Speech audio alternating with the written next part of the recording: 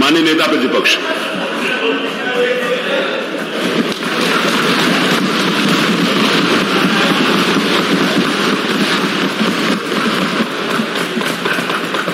सबसे पहले मैं अध्यक्ष जी आपका धन्यवाद देना चाहता हूं।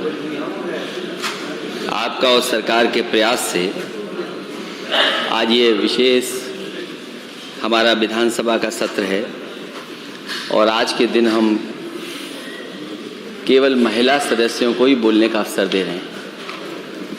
जहां आपने नेता सदन और मुझे बोलने का मौका दिया है, मैं आपका बहुत बहुत धन्यवाद देना चाहता हूं। हालांकि अध्यक्ष जी लगातार इस प्रयास में हैं कि नई नई चीज़ें आएं और जब से आप अध्यक्ष बने हैं बहुत सी चीज़ों को बदलते हुए हम लोग देख रहे हैं। ये स्वाभाविक है कि बिना सरकार के सहयोग के, बिना सरकार के बजट के बहुत सारे काम नहीं हो सकते हैं। और कभी गैलरी का सुंदरीकरण हो, और अब टैबलेट भी हमारे सामने आ गई है। केवल एक टैबलेट नहीं दे रहे हैं अध्यक्ष जी, दूसरी भी टैबलेट दे रहे हैं आपको, तो दो दो टैबलेट हम लोगों के पास हो जाएंगे। और जब कभी हम लोग चाय या कॉफी पीने का बाहर जाते थे तो कैसी चाय मिलती थी, कैसी कॉफी मिलती थी, अक्सर हमारे सदस्यों को शिकायत रहती थी। लेकिन उस शिकायत को भी आपने दूर कर दिया, बहुत बहुत धन्यवाद। और कल तो हमारे एक सदस्य चाय पीते पीते ये भूल गए कि सदन में उन्हें रहना है। तो कभी कभी अच्छे काम की वजह से ये भी हो जाता है। जैसे आपने आज महिलाओं के लिए बोलने का अवसर दिया, आज हमें जानकारी मिली कि नेता सदन बहुत सी चीजें जानते हैं। स्वाभाविक है, वो मुख्यमंत्री हैं तो सब चीज जानेंगे। मैं उनके भाषण से ही अपने भाषण को जोड़ते हुए, उन्होंने जहां भूमिका बताई महिलाओं की, न केवल आज़ादी में, समाज में जगह जगह पर उन्होंने बहुत महत्वपूर्ण योगदान दिया है। सर्वप्रथम अगर हम आज़ादी की लड़ाई को देखें और जो भूमिका महिलाओं ने और हमारी नारी शक्ति ने योगदान दिया है, झांसी की रानी लक्ष्मीबाई को हम लोग भूल नहीं सकते। उनके साथ साथ बहुत सारे ऐसे नाम हैं जो कभी कभी हम लोग भूल जाते हैं। बेगम हजरत महल हैं, महारानी अवंतीबाई लोधी, चांद बीबी, दुर्गा भाभी, कस्तूरबा गांधी जी, अहिल्याबाई होलकर, सरोजिनी नायडू जी जो सबसे पहली इस उत्तर प्रदेश की गवर्नर भी हुई। और अच्छा होता है स्पीकर महोदय, आज महिला स्पीकर भी, वो महिला हमारी गवर्नर जो हैं, अगर वो भी इस कार्यक्रम में किसी न किसी रूप में शामिल हो जाती। अरुणा आसिफ अली,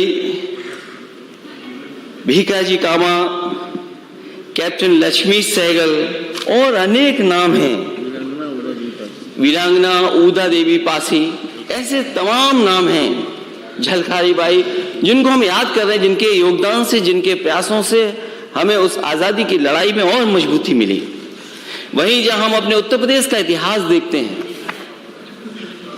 सर्वप्रथम उत्तर प्रदेश की नहीं बल्कि देश की पहली महिला मुख्यमंत्री अगर किसी प्रदेश ने दी थी तो उत्तर प्रदेश ने दी।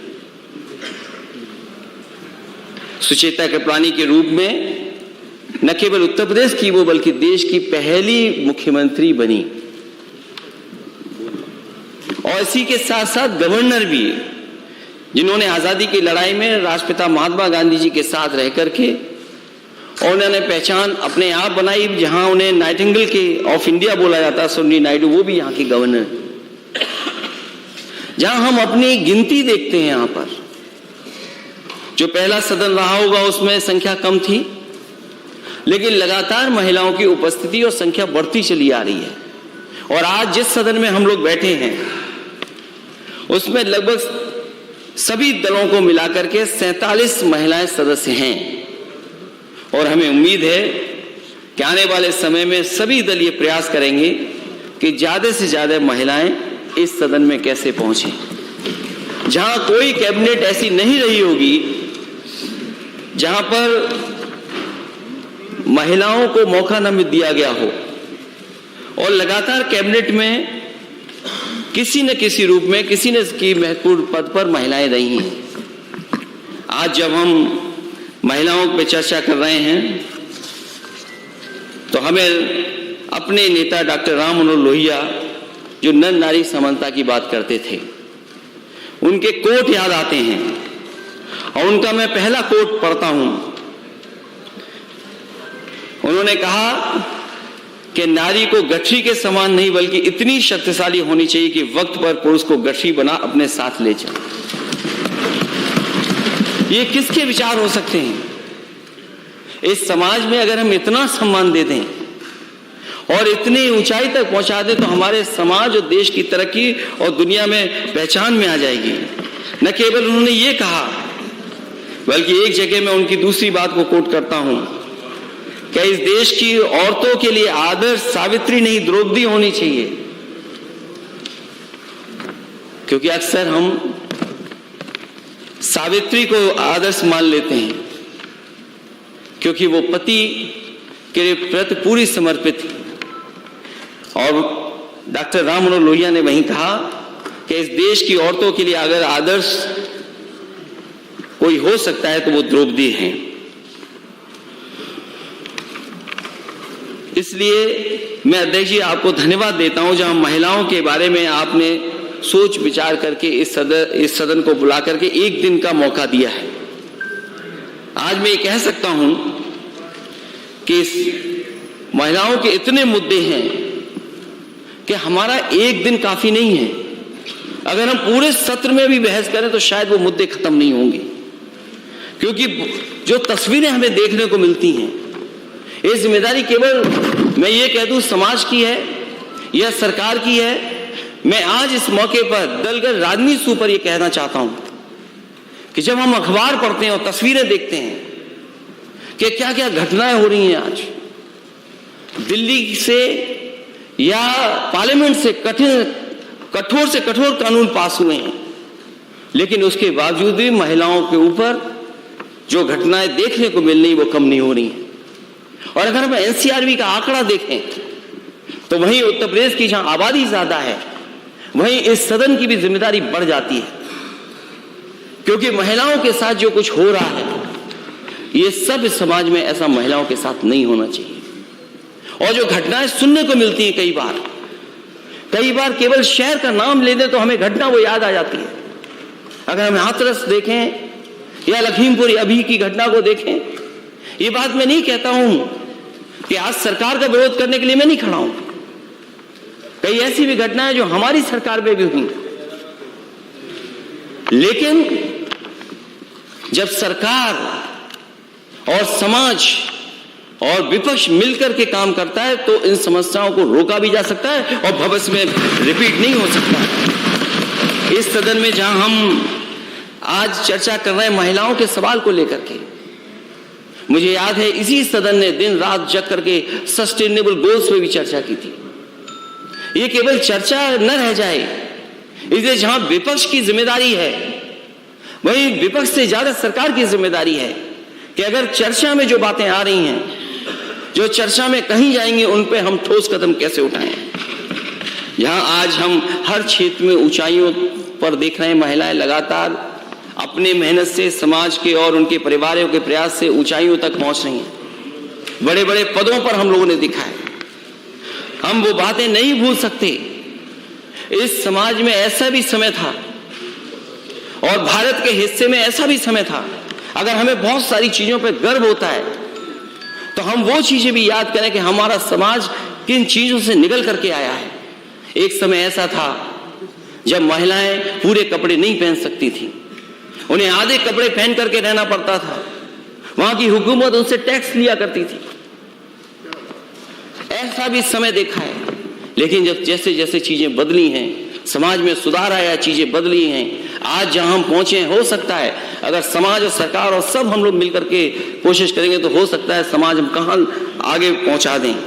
इसलिए ज्योतिबा फूले और सावित्रीबाई फूले को हम नहीं भूल सकते, जिन्होंने इस देश में महिलाओं को और बच्चियों की पढ़ाई के लिए और समाज को सुधारने के लिए अपना पूरा जीवन लगा दिया।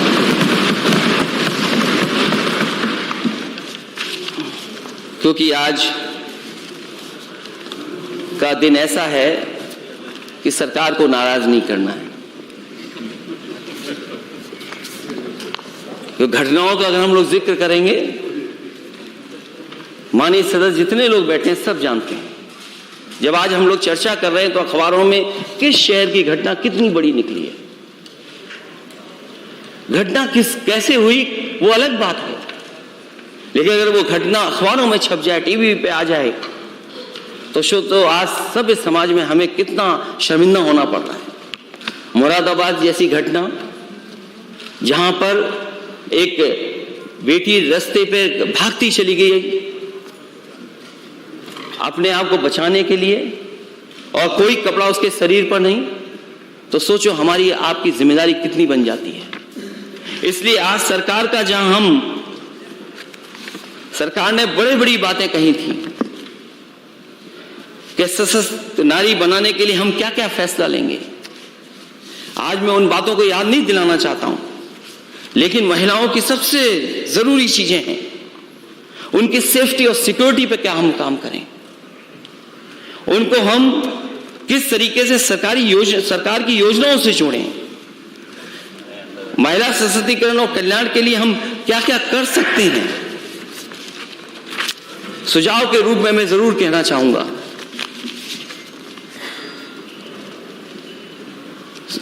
क्योंकि सरकार के घोषणा पत्र में तो बहुत सी बातें रखी गई थी, वही मैं कहना चाहूंगा कि हम लोग समाजवादी पार्टी की घोषणा पत्र में हम लोगों ने कुछ बातें लिखी थी, क्योंकि हम सरकार में नहीं आए हैं, इसे हम सुझाव के रूप में सरकार को बता सकते हैं। हालांकि उन्होंने भी बहुत सारी बातें लिखी सशक्त नारी के लिए क्या क्या होना चाहिए, वहीं हम भी सुझाव देना चाहते हैं कि समाजवादी पार्टी महिलाओं, अल्पसंख्यकों और दलित सहित प्रत्येक नागरिक के लिए हेट क्राइम के खिलाफ जीरो टॉलरेंस की नीति के लिए संकल्पबद्ध है, और सरकार से मांग करते हैं कि वे जीरो टॉलरेंस नीति को अपनाएं। हालांकि जीरो टॉलरेंस की नीति के बारे में सरकार कहती है, लेकिन कैसे इसको हम लागू कर सकें उस दिशा में मैं समझता हूं सरकार जरूर काम करेगी। वहीं उत्तर प्रदेश में पुलिस समेत सभी सरकारी नौकरियों में महिलाओं को 33% आरक्षण दिया जाए। ये आरक्षण सभी श्रेणियों जैसे सामान्य, EWS, OBC, SC और ST के लिए भी लागू किया जाए।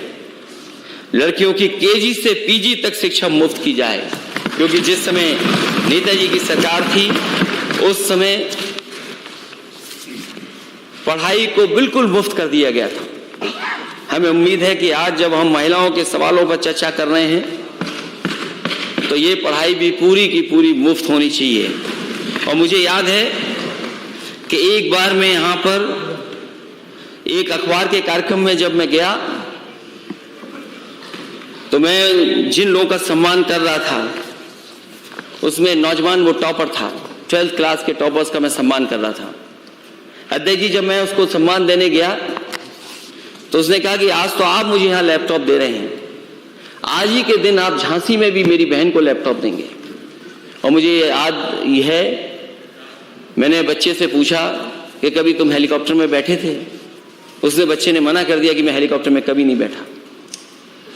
मैं जब अपने घर आ गया लौट करके तो अचानक मेरा ख्याल आया कि क्यों नहीं मैं इसको लेकर के संग जाऊं, और उस 12th टॉपर के बच्चे को मैं अपने साथ लेकर के गया। उसकी बहन को जहां हम लोग लैपटॉप दे रहे थे उस बहन को भी मैंने लैपटॉप दिया। और जब मैंने सूची देखी कि आखिरकार किनको मैं लैपटॉप दे रहा हूं, तो सबसे ज्यादा अगर किसी को लैपटॉप मिला था समाजवादी सरकार में तो वो बेटियां थी जिनको लैपटॉप समाजवादी सरकार में मिला। इधर जब कुछ सालों बाद में झांसी गया, क्योंकि वो टॉपर था, उसकी बहन भी टॉपर थी, तो मैंने सोचा कि जिनको मैंने लैपटॉप दिया आखिरकार वो कर क्या रहे होंगे। मैंने जानकारी हासिल की तो पता लगा जिस नौजवान को, जिस बच्चे को मैंने लैपटॉप दिया था वो M.Tech कर रहा था दिल्ली से, IIT से। और मैंने उससे फोन पर पूछा, क्योंकि वो आ नहीं सकता था उस दिन, कि क्या कर रहे हो? तो उसने कहा मैं M.Tech कर रहा हूं और आज भी आपका लैपटॉप चल रहा है, बंद नहीं हुआ है। और मुझे लगा कि केवल मैंने एक बेटी को लैपटॉप दिया होगा, एक बहन को दिया होगा। जब मैं बरुआ सागर उसके घर परिवार से मिला तो उन्होंने कहा ये छोटी सी टाउन एरिया है, बहुत बड़ी नहीं है, लेकिन इसी में समाजवादी सरकार में कम से कम 400 बच्चों को लैपटॉप मिल गया। ये बात मैं बहुत पुरानी बता रहा हूं। उस समय जब उन बच्चों से मैं मिला, उन बच्चों ने कहा कि हमें लैपटॉप तो मिल गया, हम पढ़ाई लिखाई तो पूरी कर लिए है, लेकिन हमें नौकरी नहीं मिल पा रही है, रोजगार नहीं मिल पा रहा है। हमें उम्मीद है कि इस सरकार को जहां मौका मिला है, डबल इंजन की सरकार को काम करने का, तो जहां पढ़ाई अच्छी होगी बेटियों की, जहां उन्हें और पढ़ने का मौका दिया जाएगा, आने वाले समय में उन्हें रोजगार भी देने का काम सरकार करेगी। जहां सुरक्षा के लिए मैं सुझाव देना चाहूंगा कि पुलिस बल में महिलाओं के लिए विशेष भर्ती अभियान चलाया जाए ताकि एक स्वतंत्र महिला पुलिस इकाई का निर्माण हो सके, क्योंकि हम सरकार में नहीं आए, हमारे मैनिफेस्टो में था। तो आज सुझाव के रूप में मैं सरकार से कह रहा हूं कि पुलिस बल में महिलाओं के लिए विशेष भर्ती अभियान चलाया जाए ताकि एक स्वतंत्र महिला पुलिस इकाई का निर्माण हो सके। यूपी पुलिस बल में महिलाओं को 33% प्रतिनिधित्व दिया जाए। आत्मरक्षा प्रशिक्षण कार्यक्रम तहसील स्तर पर सभी स्कूल और संस्थाओं में नियमित अंतराल पर आयोजित किए जाएं। सभी गांवों में खैर सीसीटीवी और डायल 100 डायल 112 तो है ही, लेकिन उसका समय कैसे कम हो, क्योंकि रिस्पांस टाइम जितना कम हो जाएगा उतनी ही जल्दी पुलिस एक्शन में आ जाएगी और जो पीड़ित है उसकी मदद हो सकेगी। मुझे याद है कि जैसे ये सरकार कहती है कि हमने महिलाओं को और बेटियों की सुरक्षा के लिए एंटी रोमियो स्क्वाड बनाया है, उस समय समाजवादी सरकार में वुमेन पावर लाइन 1090 को बनाया गया था। और मैं चाहूंगा सरकार से कि वुमेन पावर लाइन 1090 को मजबूत किया जाए और ईमेल और व्हाट्सएप द्वारा शिकायत दर्ज करने की सुविधा प्रदान की जाए, और साथ ही साथ 1090 ऐप से लेकर के जो ट्रैकिंग का है सिस्टम वो भी विकसित किया जाए, जिससे आज के समय पर जो टेक्नोलॉजी का हम इस्तेमाल कर सकें उसको शामिल कर करके अपनी बेटियों की भी सुरक्षा और का इंतजाम कर सकें। स्पेशल वुमेन सेल महिलाओं के खिलाफ होने वाले अपराधों की निगरानी एवं रोकथाम के लिए डीजीपी की अगुवाई में गठित किया जाए। सभी पुलिस अधिकारियों को के एसीआर में अनेक जेंडर सेंसिटिविटी, क्योंकि जेंडर सेंसिटिविटी अगर नहीं होगी तो हम न्याय नहीं दिला पाएंगे, इसलिए जेंडर सेंसिटिविटी के पता लगाने के लिए एक इंडेक्स बनाया जाए। समाजवादी सरकार द्वारा स्थापित आशा ज्योति केंद्र महिलाओं से संबंधित सभी मुद्दों के वन स्टॉप सॉल्यूशन के रूप में सभी जिलों में स्थापित किया जाए। और मुझे याद है महिलाओं को और उनको सम्मान देने के लिए समाजवादी सरकार में समाजवादी पेंशन शुरू की गई थी। हालांकि ये सरकार दूसरे रूप में दूसरी मदद कर रही है, लेकिन समाजवादी पेंशन रोक दी गई। समाजवादी पेंशन उन गरीब महिलाओं के लिए थी जिनको किसी पेंशन से दिया नहीं जाता था, मदद नहीं पहुंच पा रही थी। 50 लाख के लगभग गरीब परिवार की महिलाओं को समाजवादी पेंशन से मदद करने का काम समाजवादी सरकार में हो रहा था। और मुझे याद है जिस समय नेताजी की सरकार थी उस समय कन्या विद्याधन योजना शुरू की गई थी। बहुत बड़े पैमाने पे ड्रॉप आउट्स थे, बहुत बड़े पैमाने पे बेटियां पढ़ने नहीं जाती थी, पढ़ाई छोड़ करके चली जाती थी। लेकिन जिस समय समाजवादी पेंशन शुरू हुई थी, जिस तरीके से एनरोलमेंट बढ़ा था और एनरोलमेंट के बाद जिन जिन बेटियों की मदद हो गई थी उन सब बेटियों ने आगे की पढ़ाई पूरी की थी। वो भी समाजवादी सरकार के एक ऐतिहासिक फैसला था कि समाजवादी कन्या विद्याधन दे करके उनको पढ़ाई में आगे बढ़ाने का काम समाजवादी सरकार ने हुआ। इसलिए मैं एक बार फिर आपको बधाई देता हूं, धन्यवाद देता हूं अध्यक्ष जी को कि जिन्होंने ये आज महिलाओं के लिए विशेष सदन रखा है, जिससे कि महिलाएं अपना बोल करके अपनी समस्याओं का समाधान कर सकें और सरकार तक अपनी बात पहुंचा सकें। मैं बहुत बहुत धन्यवाद देता हूं आपका। धन्यवाद नेता प्रतिपक्ष।